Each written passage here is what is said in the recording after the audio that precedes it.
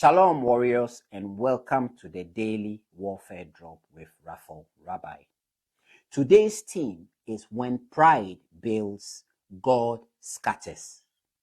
Genesis 11 takes us to the Tower of Babel, a point in history when humanity united, not under God, but in rebellion against Him. They said, "Let us build a tower so we may make a name for ourselves." That right there is the birthplace of collapse, pride.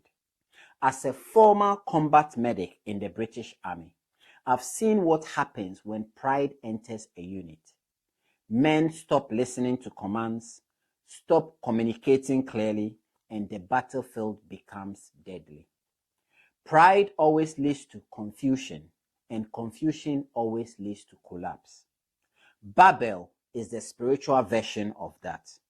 Human ambition tried to replace divine direction, and God scattered it instantly. The enemy loves pride because it disconnects us from the commander's voice. When you build without God, you are building on sand. When you trust your strength instead of a spirit, the enemy doesn't even have to attack. Your own structure will crumble. But here is the warfare truth.